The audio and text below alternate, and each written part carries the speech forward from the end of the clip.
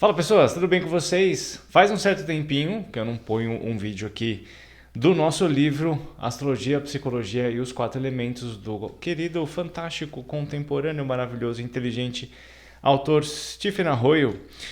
A gente já fez uma boa caminhada dentro desse livro, passamos pela primeira parte praticamente inteira, né? Eu fui lendo pedaços e fazendo comentários.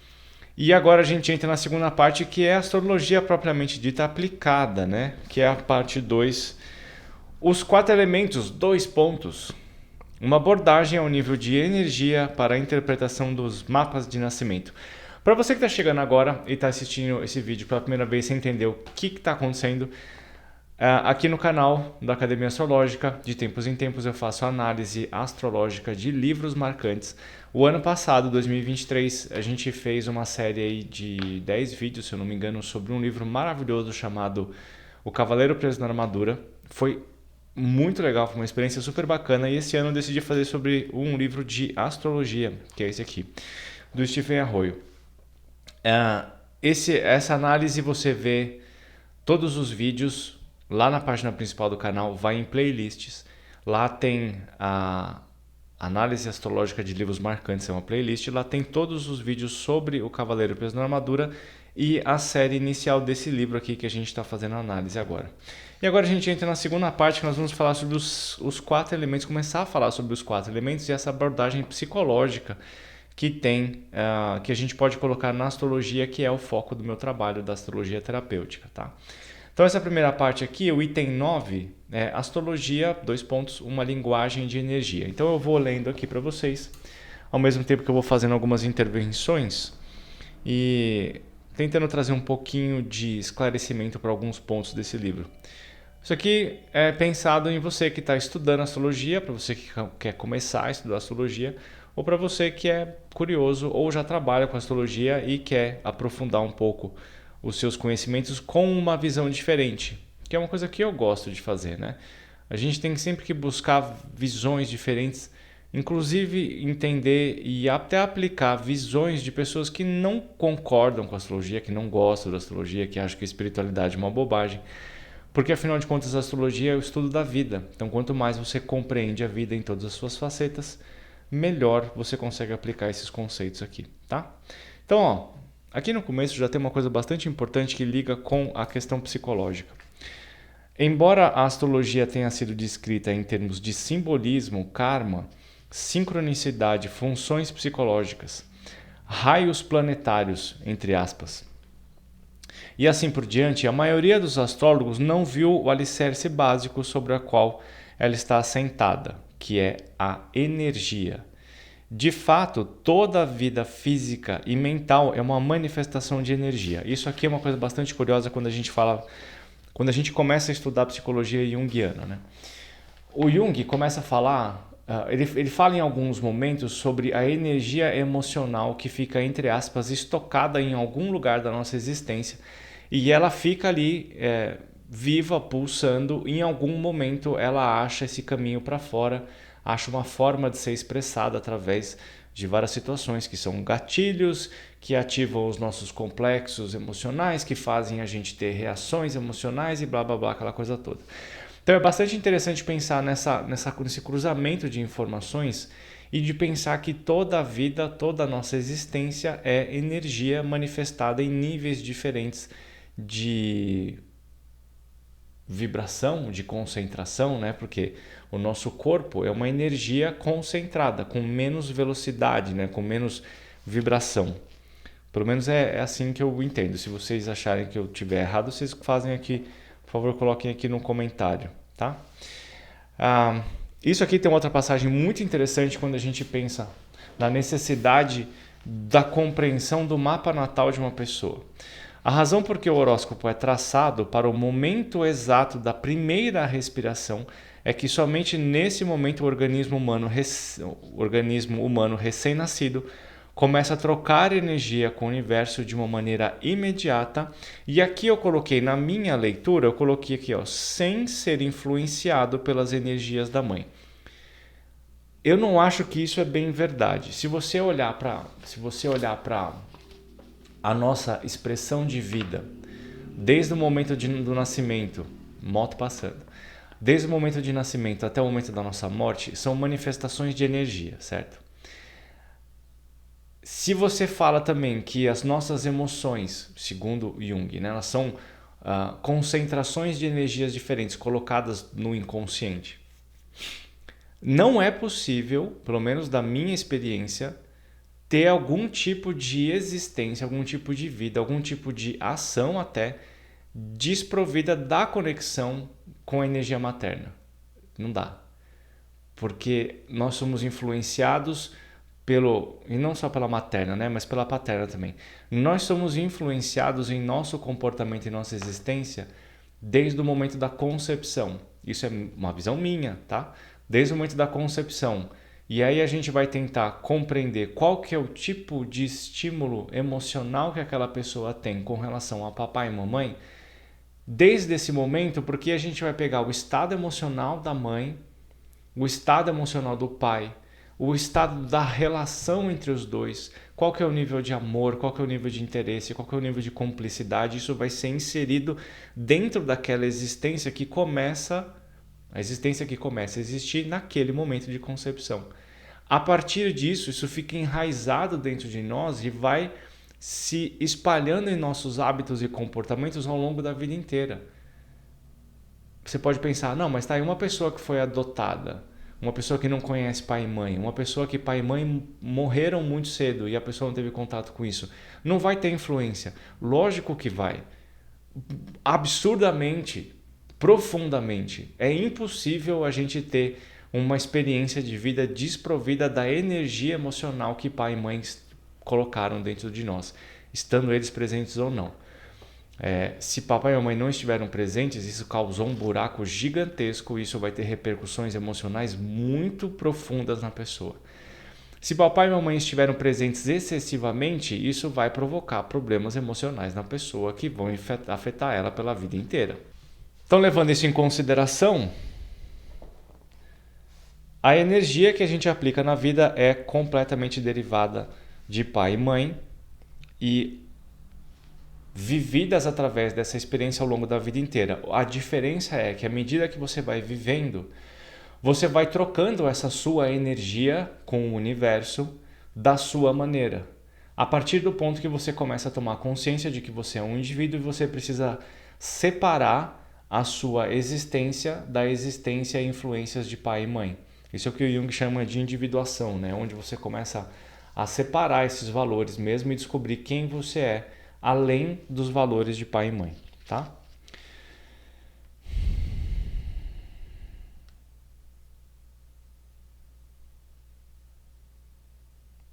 A astrologia assinala que certas energias específicas e certos padrões de energia são estabelecidos no momento do nascimento e continuam a operar dentro e através da pessoa durante o curso da vida.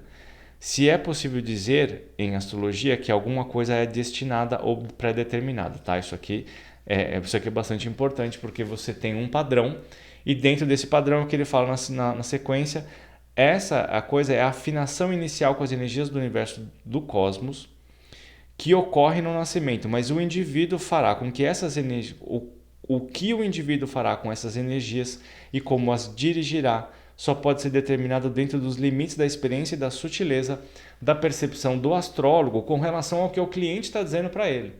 Então, uma coisa é você ter uma pessoa que nem eu tenho um Sol em quadratura com Saturno, e uma outra pessoa que tem Sol em quadratura com Saturno na mesma posição. Mas elas têm realidades diferentes, né? Famílias diferentes, relação paterna, relação materna, instrução completamente diferentes. A relação que ela tem de expressão com esse Sol em quadratura com Saturno é diferente uma da outra, mas a essência é muito parecida. Os dois vão sentir uma pressão interna muito grande, uma cobrança muito grande. Mas como isso se aplica no dia a dia vai ser completamente diferente baseado nessa relação de crescimento. Então, quando a gente faz análise de mapa, é absurdamente importante entender como que aquela pessoa viveu a família, o que ela recebeu da família, como que estava a mãe, se ela estava feliz, se ela estava ansiosa, como que estava o pai, se ele estava amando, se ele estava ansioso, se ele estava disperso, se ele estava longe, se ele estava trabalhando muito, se ele foi embora, que tipo de caráter foi transmitido para ele ao longo da infância pela família. Porque se você tem uma pessoa de classe média alta vivendo dentro de um contexto familiar, é diferente de você ter uma pessoa de classe média baixa com um outro contexto familiar e social. As visões são diferentes, as expressões são diferentes, mas conceitualmente a base daquilo, a forma como a pessoa enxerga aquilo é muito similar, mas ela tem expressões diferentes, tá? Isso às vezes pode ficar um pouco confuso, principalmente para quem não entende muito astrologia e acha que a astrologia tem que dizer quem a pessoa é. A gente não diz quem a pessoa é, a gente diz quais são as potencialidades que ela tem e onde ela pode chegar, o que tipo de comportamento ela pode almejar para ser melhor dentro dela mesma, tá? Aí agora a gente vai entrar numa parte que é super importante, que é os signos zodiacais como padrão de energia. E aí a gente vai falar propriamente dos 4 elementos. Os 4 elementos da astrologia, fogo, terra, ar e água, são blocos básicos para a construção de todas as estruturas materiais e todos os organismos, ou seja, é energia vibrando e se constituindo de formas diferentes para construir todos os materiais e todas as formas de vida. Cada um dos 4 elementos se manifesta em 3 modalidades vibratórias: cardial, fixa e mutável. Super importante isso aqui. Daí, quando combinamos os 4 elementos com as 3 modalidades, temos 12 padrões primários de energia que são chamados os signos zodiacais. Então a gente tem esses elementos que têm uma característica e dentro desse elemento a gente tem subdivisões onde cada um deles tem uma característica diferente e se relacionam de forma diferente com esse elemento. O que é óbvio, porque não adianta nada você pensar em ter 12 signos e 4 elementos, e desses 4 elementos você ter 3 signos, se os signos são parecidos. Porque é tudo de água, é tudo emocional. Emocional como? Qual que é a reação que aquele signo tem com a emoção? O escorpião reage de um jeito, o peixes reage de outro e o câncer reage de outro. São 3 expressões diferentes. Então é necessária essa subdivisão e a partir daí a gente vai começar a entender como que a gente pode lidar com essas expressões. O que a gente pode esperar de uma pessoa com essa ou aquela composição. Não é porque é signo de água que ele vai mostrar a emoção o tempo todo. Por exemplo, escorpião, conceitualmente, o escorpião não mostra emoção. O peixes, por exemplo, se adapta muito fácil a todas as emoções de todas as pessoas, por isso que ele é altamente influenciável. O câncer, ele é extremamente reativo. Então você tem um signo que é reativo emocionalmente, um signo que é absorsivo emocionalmente e um signo que é adaptável, cardial, fixo e mutável. Tá? Isso é super importante, porque na hora que a gente vai olhar a composição de um mapa, a gente vai ver qual que é o volume total que a gente tem de distribuição de energia entre esses elementos e a gente começa a entender a essência do comportamento daquele indivíduo. Aqui mais para baixo ele fala que os signos zodiacais também têm sido chamados de campos de energia. Cada um deles tem um comportamento, né, que é uma energia sendo expressada através daquelas características. E ele fala que esses tipos, esses princípios formativos universais, são idênticos ao que o Jung considera como arquétipos. Tá? Arquétipos são ideais, né? São figuras ideais e que eles não podem ser conhecidas numa realidade. Eles não existem fisicamente, mas eles existem na ideia, numa perseguição, né? Numa busca para ser aquilo lá, para se tornar aquilo. Mais para baixo aqui, continuando, ele vai começar a explicar um pouco o que é essa energia cardinal fixa e imutável, né? Então, olha só. Os signos cardiais representam... cardial e cardinal é a mesma coisa, tá? Os signos cardiais representam a força centrífuga irradiante. Estão relacionadas com o princípio de uma ação numa direção definida. Eu costumo falar que signos cardinais ou cardeais são signos que não ficam esperando as coisas acontecer, não. Eles vão lá, vão fazer. Eles não são signos de ficar esperando o resultado e ver o que vai acontecer e eles não têm atitude. Não, eles vão lá direcionar a energia deles para resolver o que precisa resolver, pegar o que precisa pegar. Tá? Então, os signos cardeais, entre aspas, positivos, Áries e Libra, estão relacionados com a ação no presente, baseada em considerações futuras. O que quer dizer isso? Né? Que você tem o signo de o signo de Libra, ele quer se juntar com alguém porque ele quer ser feliz para sempre com alguém. O Áries, ele quer fazer alguma coisa porque ele quer sentir estímulo sobre quando ele estiver fazendo aquele negócio. Então ele vai resolver e vai fazer. Ele não vai ficar esperando coisas, tá? Os signos cardeais negativos, Câncer e Capricórnio, estão mais ligados com o passado.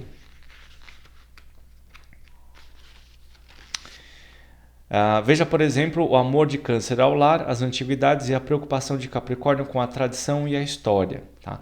Então você tem as ações desse signo são baseadas nesses estímulos, né? Do Áries de sentir a intensidade, o tesão das coisas, o Libra de conseguir se juntar e viver aquela união com outra pessoa, o Câncer de buscar viver a família, de se conectar com as suas raízes, e o Capricórnio ele vai se movimentar no sentido de conquistar o que é esperado dele. Então, baseado no tradicional, no esperado, né? Qual foi a palavra que ele usou? Tradição e história. Tudo que vem do que é ensinado para ele tem muito valor e ele vai direcionar a vida dele para conquistar tudo que foi passado por ele pela tradição. Tá? Os signos fixos representam uma energia centrípeta, isso é, uma energia que é irradiada para dentro, na direção de um centro. Nas suas manifestações mundanas, esses signos são associados ao princípio da inércia. Mas, quando a energia é usada para atividades criativas ou para o desenvolvimento espiritual, eles também são conhecidos por seus grandes poderes de concentração e perseverança. Isso é bastante importante, né? Touro, Escorpião, Leão e Aquário, eles são muito, muito obstinados, eles são muito direcionados, eles são objetivos e eles são perseguidores e eles são conquistadores do objetivo que eles se propõem a realizar. Por um lado, isso é muito bom, porque eles vão lá e conseguem conquistar a coisa.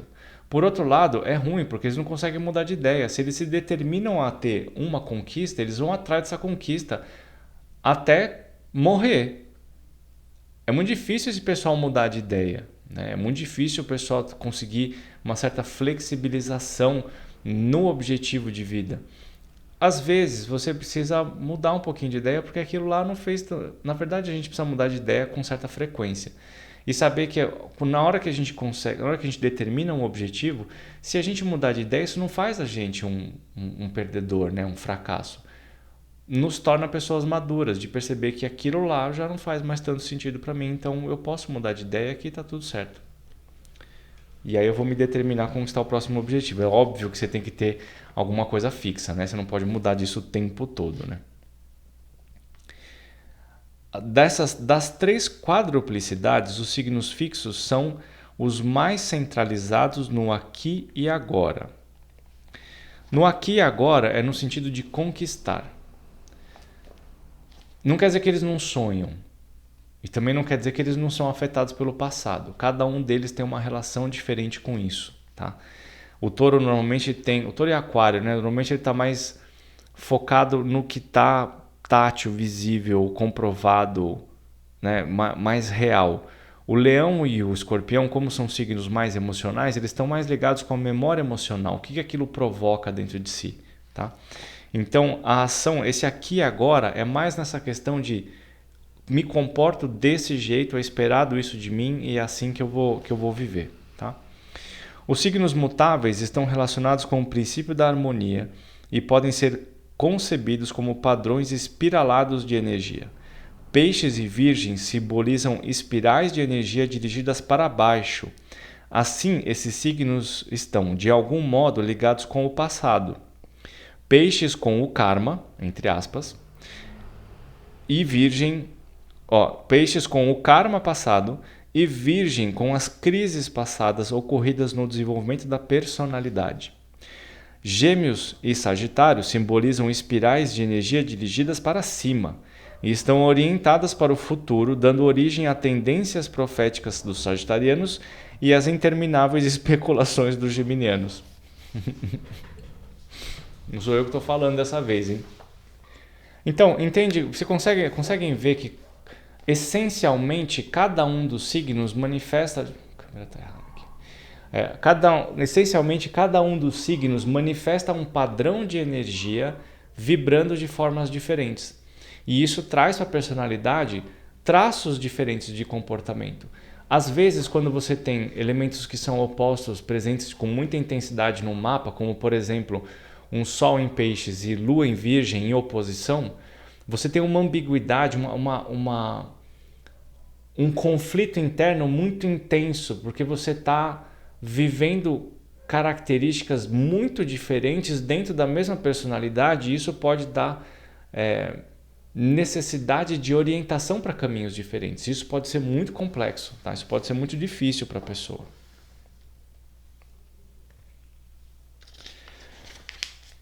Mais para frente ele começa a falar sobre planetas e ele fala um negócio muito interessante aqui, ó.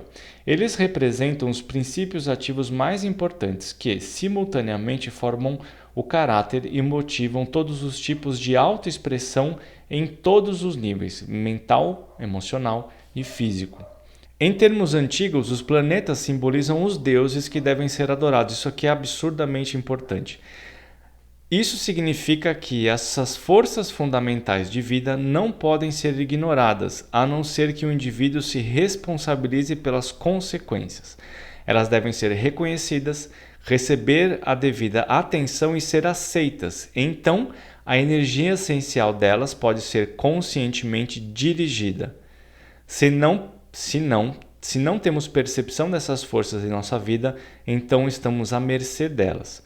Para os gregos, o grande pecado era híbris, que indicava que o indivíduo tinha a audácia e o tolo orgulho de ignorar os deuses de algum modo. Naturalmente, a nêmesis dos deuses, isso é, a explosão das forças represadas que não encontravam um canal apropriado, seguia-se inevitavelmente. Cara, isso aqui é muito importante e com isso a gente vai encerrar essa parte esse capítulo aqui do livro, porque é o seguinte, ó, isso eu falo bastante para as pessoas. Você tem formas de expressões diferentes individuais, certo? Então você tem o Sol, Lua, Mercúrio, Vênus e Marte, que são os planetas individuais, planetas pessoais, que meio que moldam a nossa vontade. E a gente consegue usar isso de uma forma consciente, até aguda, para poder viver no meu dia a dia. Eu não vou entrar nas particularidades de cada um, tá? Porque senão vai demorar muito. Mas basta entender assim, ó. A gente tem esses canais de expressão.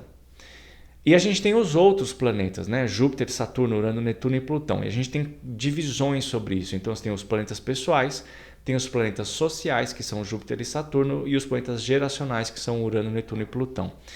Esses representam camadas diferentes de expressão. Eles têm formas diferentes de agir. Quanto mais para fora você vai, mais intenso e mais difícil é lidar com essas questões.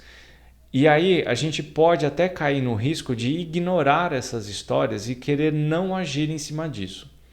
E aí tem um negócio que é muito importante para quem conhece a astrologia de uma forma superficial e acha que você, eu não quero estudar Saturno como sempre, né? Eu não quero estudar Saturno porque Saturno é chato, eu não quero lidar com isso, eu não quero fazer esse negócio.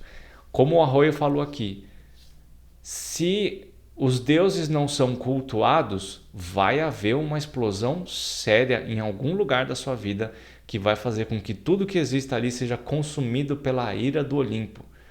Então, você tem sim que aprender a lidar com todos os planetas. Você tem que aprender a aplicar as características positivas desses planetas de forma mais consciente, porque quanto mais para fora a gente está indo do planeta, mais inconsciente essa energia pode se tornar dentro de nós.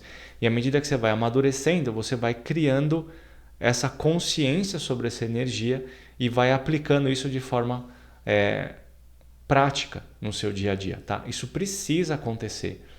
E quem me acompanha há algum tempo sabe, eu vivo pegando no pé de Saturno. Você tem que aprender a gostar de Saturno no seu mapa, porque senão você não evolui. É simples assim. Certo? Bom, esse foi o capítulo, o início da parte 2 do nosso livro. E a cada semana eu vou publicando livros novos, tá bom?